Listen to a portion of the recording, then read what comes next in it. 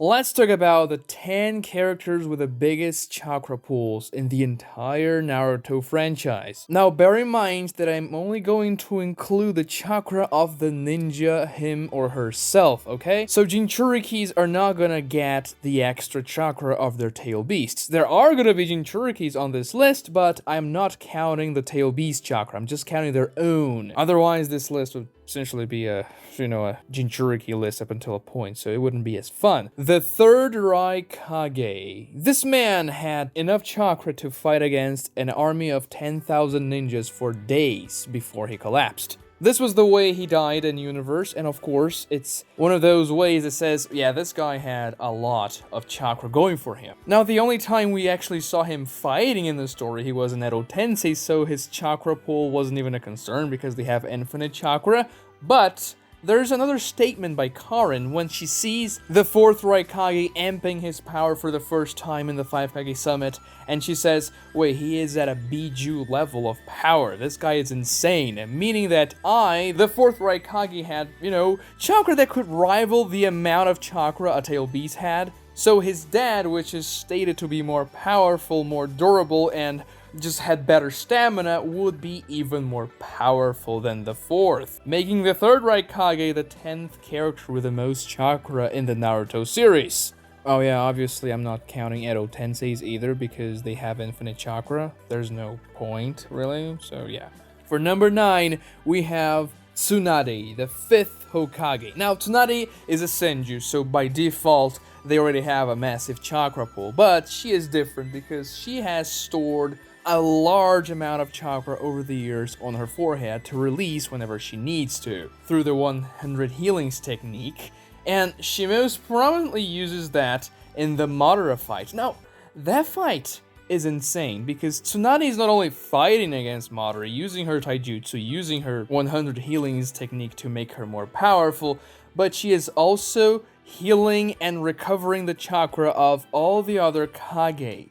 That fight lasted for a while. It started during the day and it ended during the night. And Tsunade was just pumping chakra on every single Kage the entire time. She eventually runs out of chakra, but Dan arrives in the nick of time to save Tsunade when she was about to pass out and gives some of his chakra to her, so that doesn't really count that much after when Tsunade heals the Kage again after she is bisected in half by Madara's jutsu. So yeah, she's not going to be higher on this list, but she's definitely higher than the Raikage because essentially, she was giving chakra to the third Raikage's son the entire fight there, so she obviously has more than him.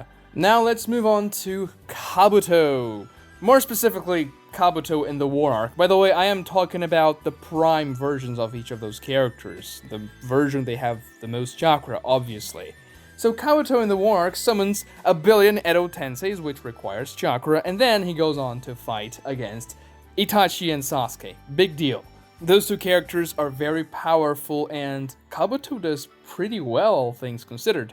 But the thing is, it's not only because of that we can see he has a large chakra pool. No, not only because he is controlling an army of Edo Tenseis. It's because he uses Sage Mode, and this is a very good indicator as to large chakra pools, because Sage Mode only works well with people that have a lot of chakra. The more chakra you have naturally, the more nature energy you're going to be able to draw from the environment and mix it in with your own chakra, making your Sage Mode more powerful. So the more powerful the Sage Mode is, the more chakra the person needs, which indicates for us that Kabuto has a massive chakra pool. After summoning all those Edo Tenseis and controlling them throughout the War Arc, he is still fighting against Itachi and Sasuke and using his Sage Mode. Now, naturally, I'm not including the Sage Mode chakra into the equation here, but having a powerful Sage Mode like that indicates that you have a large natural chakra pool. He also spams jutsus left and right in the fight against Itachi and Sasuke, and he doesn't even care or is concerned about loss of chakra or anything like it. He uses Orochimaru's substitution jutsu, which is very much implied to spend a whole lot of chakra. When Orochimaru uses that in the fight against the Four Tails, for example, he begins to run out of steam, and when Sasuke uses that in the fight against Itachi, he literally uses one more fire-style jutsu, and then he uses Kirin, which is a jutsu that doesn't require chakra anymore because he was out of it. And Kabuto was just using that substitution casually in the fight to dodge some attacks, and even when it wasn't that necessary. For number 7, we have Obito Uchiha. More specifically, the Rinnegan version of Obito, White Mask Obito. Not Jubito because it's a Jinchuriki and it doesn't count. But War Arc Obito was a beast in terms of raw chakra. Obviously, he got a massive amp from the Rinnegan he implanted on himself. It's very much implied that the Rinnegan amps every single attribute that you have, your chakra pool, your physical strength, your speed, your reaction time, and the list goes on, but this War Arc Obito was a menace. He controlled 6 Tailed Beasts at once, with his Rinnegan, of course, using them as paths of pain. He was fighting for hours on end without receiving any healing, without receiving any additional chakra. I mean, just think about this for a second. First, he was fighting against Naruto and B, controlling the 6 paths, Jinchurikis. He fought against them for quite some time. Then, Kakashi and Guy arrive at the scene, and then he fights against those 4 guys for a long time. First, Naruto unlocks the Kurama Avatar mode, and then he has to control 5 Tailed Beasts at once with his Rinnegan, which must spend a copious amount of chakra. Naruto manages to pull off the Rinnegan rods, so he has to bring the Jinchurikis. So Obito has to bring the Tailed Beast back into the Ghetto Mazo, but then he keeps on fighting against Guy, Kakashi, B, and Naruto for a long time up until Madara arrives, and then he still keeps on fighting them a long time until they finally summon the 10 Tails, and yet Obito continues to fight. He then fights Kakashi in the Kami dimension, and it's only then when he turns into the Jinchuriki of the 10 Tails. Now, maybe you could say that when Obito connects himself with the 10 Tails, when him and Madara were controlling it, he got some chakra from it, but I kind of doubt it. I just thought it as more of a connection to control the beast. But still, even if you consider that to be the case, it's an immense chakra pool. However, there's someone that can control the 6 paths of pain that's above Obito on this list. Nagato, who's number 6, and he has more chakra than Obito. Obito was scared to use the abilities of the 6 paths of pain because, quote-unquote, they would spend too much chakra, even though the Preta paths should just drain chakra, not spam. But anyway, Obito, you do you. Nagato, on the other hand, obviously spammed those abilities. Now, of course, Obito had Kamui going for him, and that's implying not to spend a lot of chakra, but when you spam that the entire time, it spends a lot. But Nagato was a different beast, because he invaded the Leaf Village. He fought against an entire shinobi village by himself and Konan, but he was controlling the 6 paths, fighting against thousands of ninjas at the same time, powerful ninjas at that, summoning all those Rinnegan summons, doing all types of crazy things. And then, after he fights the entire village, he decides to blow it up to prove Tsunade his point. He does so, draining himself of a lot of chakra so that he can make this massive crater where the Leaf Village once stood, and then he goes on to fight against Sage Mode Naruto, an extremely powerful character, and, well, he beats Sage Mode Naruto. He actually beats him. Naruto is pinned down, Nagato delivers his speech, and then it's only after Pain stabs Hinata that Naruto blows up and turns into the 6 Tails version 2, which is also defeated by Pain when he uses the Chibaku Tensei, which is an ability that costs an immense amount of chakra. The 9 Tails has to sprout out more tails up until almost the 9th tail, And then Minato arrives and cancels all that. But then Nagato still goes on to fight against a very much rested Naruto with Sage Mode. Because remember, when Naruto comes back from that limbo realm, he talked with Minato during that time in the Chibaku Tensei. Naruto came back with Sage Mode activated and with his chakra restored because his dad gave him chakra. And Pain/Nagato still had some gas to fight against Naruto there. Of course, Pain lost. But then, when Naruto goes and confronts Nagato for real, he still has chakra to, shoot some stuff at Naruto. This guy has insane amounts of chakra. And of course, to top it all off, he had enough chakra to revive the entire Leaf Village with his Rinne Tensei. Every single person he killed in the attack, which were a lot of people, by the way, he revived them. Of course, he died in the end, because Rinne Tensei does that to you, but Nagato was a beast in terms of chakra. And in terms of power, too, let's be real. Number 5, Kisame. Now, some people may be asking themselves, wait, what? Why is Kisame above Nagato and Obito? Well, Kisame was stated to have the largest chakra pool in the Akatsuki multiple times. Neji, when he first saw Kisame, he was pretty damn terrified of him and his sheer volume of chakra, saying, hey, I've never seen this much chakra before ever since Naruto. And by the way, Naruto has the 9 tails inside of him, and Neji literally fought against Naruto with the 9 tails inside of him, so he knows stuff. Obito can create essentially an ocean out of nowhere just by spitting water very casually. And he does have the largest chakra pool in the Akatsuki, so he is higher up than Nagato on the list by default, obviously. Now, how much bigger chakra pool is than Nagato's? We can't say for certain. Chakra isn't really a well-defined number that each ninja has. Sometimes you can even get chakra from the power of friendship.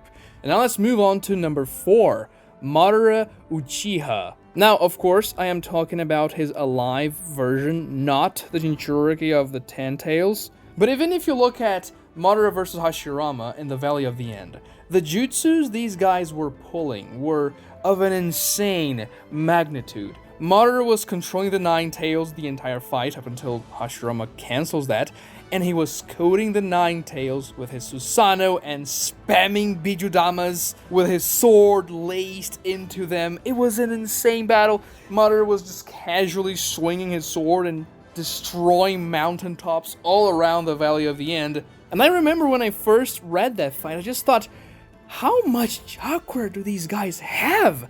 How many jutsus can they use of this scale? It's insane. These guys are gods, and they essentially are.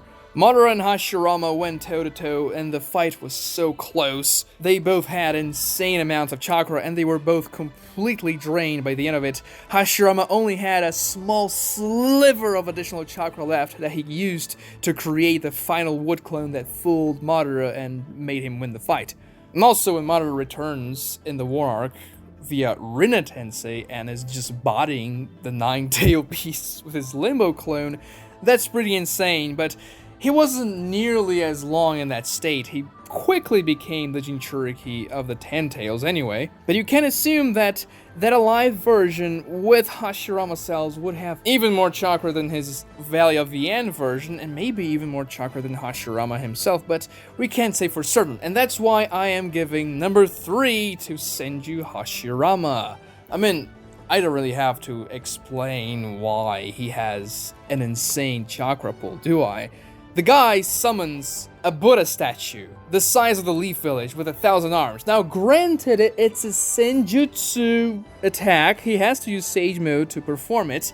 But remember, the more chakra you have, the best your Sage Mode is going to be. And Hashirama Sage Mode allows him to create this thing that's gargantuan. It literally dwarfs the 9 tails coated with Susanoo. He also spams wood style after wood style, those massive hands that grab the 9 tails, and Madara had to slash at them. He can use the wood clones, he can do all kinds of stuff. His cells and chakra are so powerful that every single person in the series craves them just to implant on their own bodies and boost their chakra reserves and regeneration factor and everything else. And of course, the Senjus are known for their massive chakra reserves, and Hashirama just happens to be the prime Senju of them all. So he has the third biggest chakra pool in the entire series. Now let's move on to number 2. Sasuke Uchiha. Now, obviously, it's Sasuke after he acquires the Rinnegan. And when that happens, things get a little bit silly because him and Naruto, after they get the buffs from Hagoromo, they just get into this other level of strength that completely eclipses anything that came before them. Hashirama is very strong, but he is nothing compared to Sage of Six Paths Naruto and Rinnegan Sasuke by the end of Naruto. And the same thing here applies to Sasuke. He is casually putting every single Tailed Beast under a Genjutsu and casting 9 Chibaku Tenseis at the same time, and then he goes on to fight Naruto for an entire day, spamming his most powerful, epic, gargantuan jutsus during the entire fight, up until they shoot 2 absurd jutsus at each other that completely drain their chakra and cause the Valley of the End to unravel completely. And the explosion was on the atmosphere. It wasn't on the ground, and it was powerful enough to destroy everything there. And don't forget that Rinnegan Sasuke wasn't only fighting against Naruto in the Valley of the End, he also fought against Jubidara and Kaguya. And he had chakra to go through all these very powerful opponents. So, yeah, Rinnegan Sasuke is no joke. He has more chakra than Hashirama, even though, you know, the Uchihas are not exactly known for their chakra reserves like the Senjus and the Uzumakis are, but still, he is just at another level. And, obviously, number 1 is Tenten. The strongest... No, I'm just kidding. It's Naruto, obviously. It's Naruto. I mean, what did you want me to say? Even though a lot of his chakra power comes from the Nine Tails, if you don't consider the Nine Tails, he still has the biggest chakra pool in the entire series. And I'm talking about Six Path Sage Mode Naruto, of course, because when Naruto was just in KCM2 mode, it was stated that he had almost as much chakra as Hashirama, and I would imagine they would be combining Naruto's chakra with the Kurama chakra together to make that statement. So, you know, it's very much implied that Hashirama has way more chakra than Nine Tails anyway, but once Naruto gets Six Path Sage Mode, it's not even a contest. He has chakra to just sell as much as he wants. Like, look at how many clones he creates against Kaguya, for example. It's like 1 billion of them. No, it's not 1 billion, but it's a lot. And these clones, they're not just, you know, fodder shadow clones. No, they are extremely powerful. In the War Arc, before he got all those amazing amps, Naruto was already creating enough shadow clones to spread around the entire world and fight in several different fronts, and those clones were defeating Kage-level opponents, such as the third Raikage, you know, a guy that was on this list before. So when Naruto gets Hagoromo's amps, then there's absolutely no contest. Nobody's ever had more chakra than him. Like this video to help me out, boost the channel with the YouTube algorithm, subscribe if you haven't already, and also watch this other video right here for more content like this. Thank you so much for watching.